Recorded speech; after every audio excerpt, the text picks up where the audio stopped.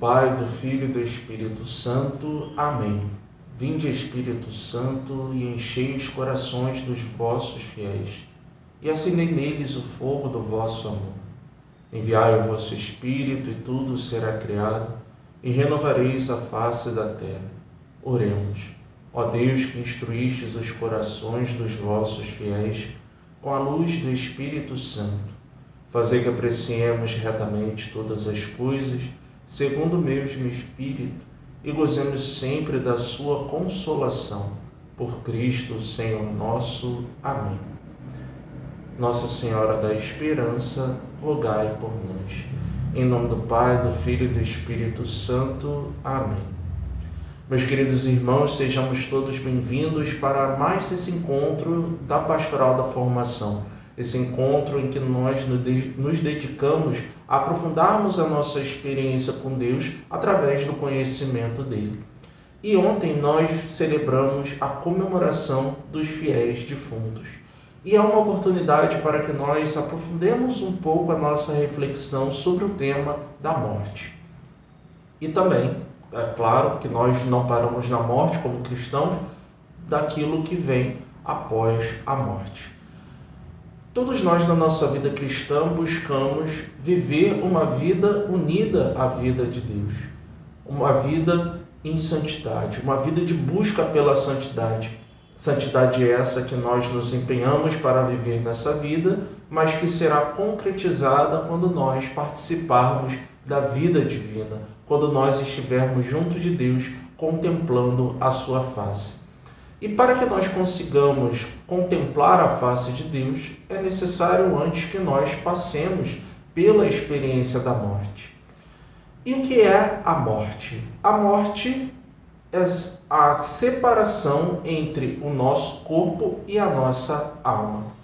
A alma imortal comparece junto de Deus e ali ela recebe aquilo que nós chamamos de juízo particular, né? Que acontece imediatamente após a morte, como falaremos um pouco mais para frente. E já o nosso corpo, né, é sepultado pelos nossos entes queridos e assim ele volta ao estado de decomposição, né, e assim ele meio que se dissolve, né, tem a sua corrupção. E a morte para nós, ela se constitui como um verdadeiro enigma. Um enigma porque, ainda que a gente tenha a certeza da ressurreição, a gente tem a certeza da vida eterna, porém o nosso coração, como ser humano, diante da morte, ainda tem um ar de mistério, fica com um peso de mistério que a gente às vezes não consegue decifrar, não consegue solucionar, a não ser quando a gente se volta para aquele que pode solucionar o enigma da morte, que é o próprio Cristo. É Ele quem dá sentido para a morte, justamente porque, por meio da sua obediência ao Pai, por meio da sua obediência ao Senhor, Ele transformou a sua morte em causa de salvação. E por isso, nós, por meio da morte, também transformamos a nossa vida, a nossa morte, em uma experiência de salvação, porque por meio dela nós atingimos a eternidade. Muitas vezes nós falamos que a morte ela é uma consequência do pecado. Porém, Cristo não somente é uma consequência do pecado, mas ela também, como falava, é uma causa de salvação por cada um de nós, desde que nós assumamos na nossa vida a vida do próprio Cristo. E como é que a gente pode fazer essa experiência de morrer em Cristo? Em primeiro lugar, quando nós somos batizados. Por meio do batismo, a gente já participa da morte e também já participa da ressurreição do Senhor.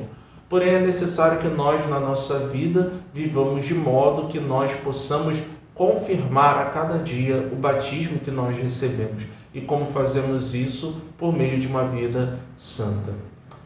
E nós sabemos que o homem, antes do pecado, ele gozava da imortalidade, né? Ainda que fosse criado como um ser mortal, Deus deu alguns dons ao ser humano para que ele pudesse viver uma vida já sobrenaturalizada, né? E assim a morte poderia até tocar a experiência humana, mas seria algo suave, algo imperceptível, né?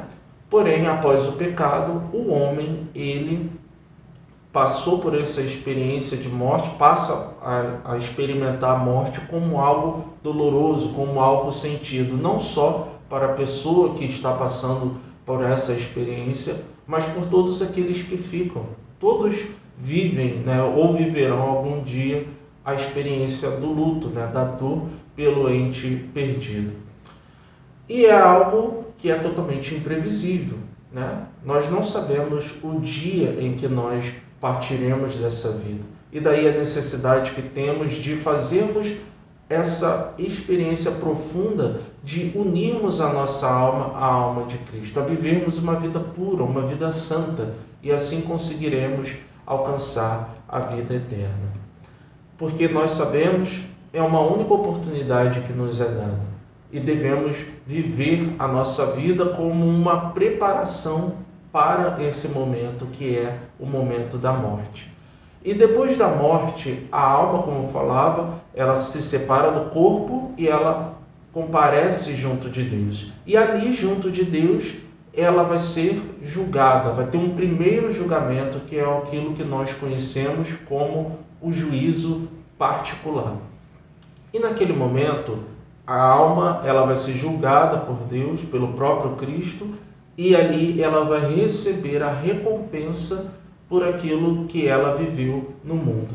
Então, se ela viveu uma vida de virtude, se ela viveu uma vida de caridade, se ela enxergou nos pobres, nos sofredores, naqueles que são oprimidos e humilhados a face de Cristo e se desdobrou para ajudar essas pessoas, para orar por essas pessoas, elas vão receber a recompensa. Porém, aqueles que ignoram o outro, aqueles que não se importam com o outro, aqueles que vivem uma vida de pecado, receberão um outro caminho, receberão, né, uma recompensa negativa por aquilo que viveu.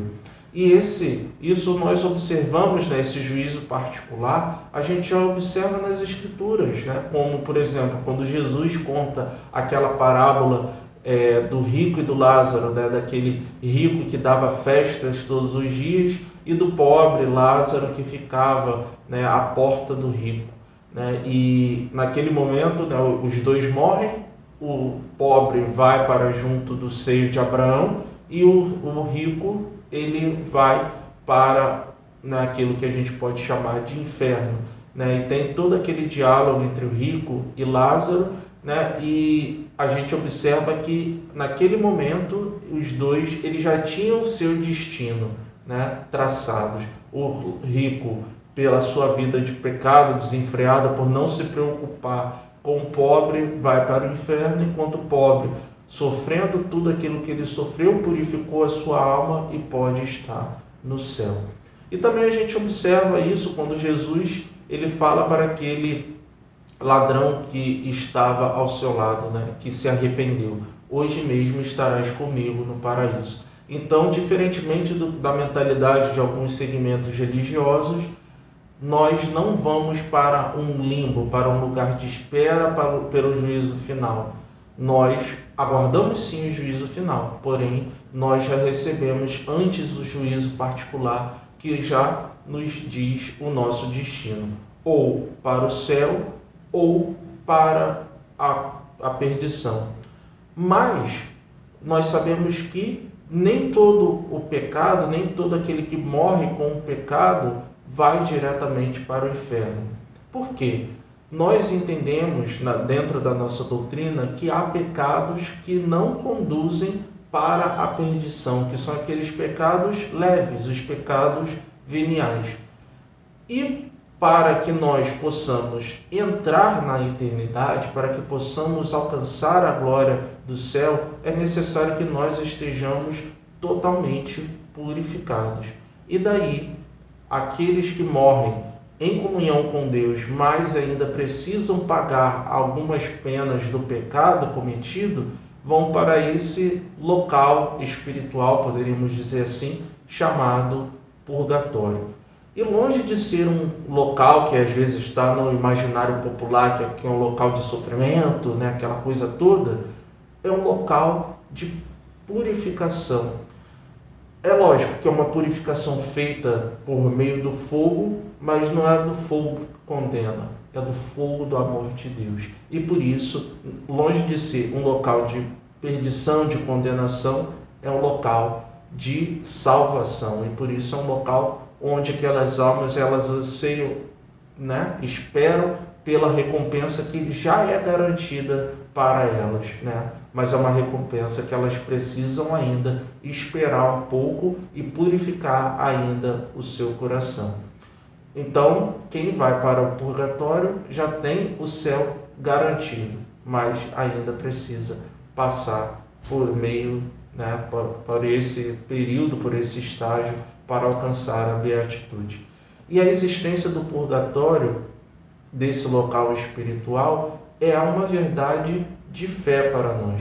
E é uma verdade que possui uma base escriturística e também tem base na tradição da igreja. Então, vou ler duas passagens para vocês que possam compreender que a gente não tirou essa doutrina do purgatório da cabeça, mas é algo que tem uma base sólida na Sagrada Escritura e na Sagrada Tradição. Vamos ler 2 Macabeus 12, de 43 a 45. A palavra diz assim: Depois, tendo organizado uma coleta, enviou a Jerusalém cerca de 2.000 dracmas de prata, a fim de que se oferecesse um sacrifício pelo pecado. Agiu assim absolutamente bem e nobremente, com o pensamento na ressurreição. De fato, se ele não esperasse que os que haviam sucumbido iriam ressuscitar, seria supérfluo e tolo rezar pelos mortos. Mas se considerava que uma belíssima recompensa está reservada para os que adormecem na piedade, então era santo e piedoso o seu modo de pensar. Eis porque ele mandou oferecer esse sacrifício expiatório pelos que haviam morrido, a fim de que fossem absolvidos do seu pecado. E um outro texto que vou ler para vocês é de 1 Coríntios 3, de 10 a 15. Diz assim: Segundo a graça que Deus me deu, como bom arquiteto, lancei o fundamento, outro constrói por cima. Mas cada um veja como constrói. Quanto ao fundamento, ninguém pode pôr outro diverso do que foi posto, Jesus Cristo. Se alguém sobre esse fundamento constrói com ouro, prata, pedras preciosas, madeira, feno ou palha, a obra de cada um será posta em evidência.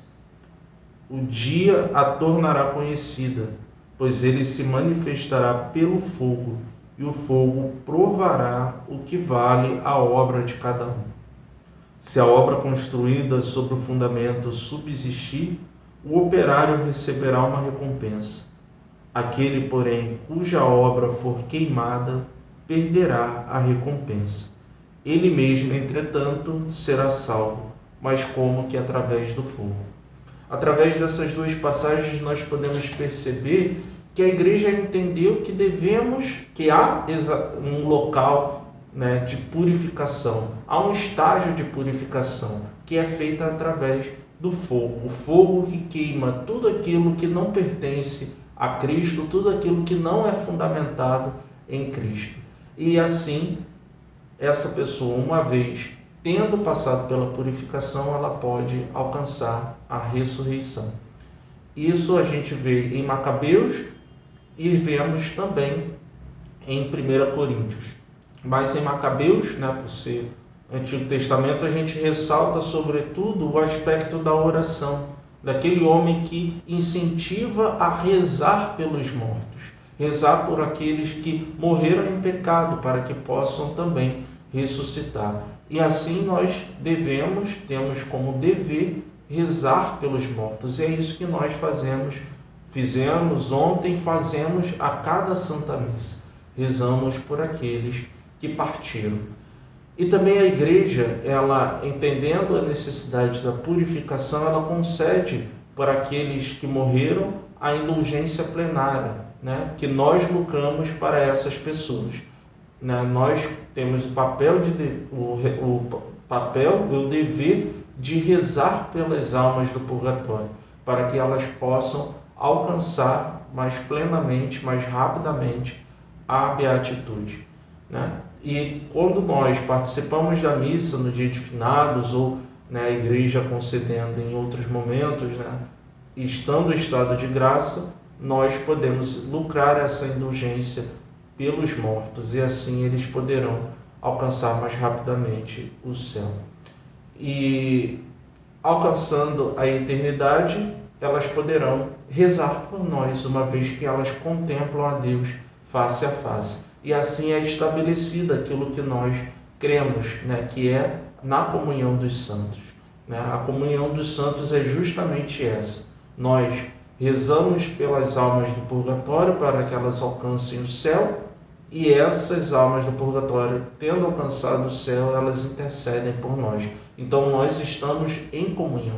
Né? A Igreja, né, que ela tem essa tripla dimensão, né? Essa Igreja que está peregrinando, está a caminho, essa Igreja que está sendo purificada e essa Igreja que já alcançou a plenitude, né, que já alcançou a beatitude junto de Deus.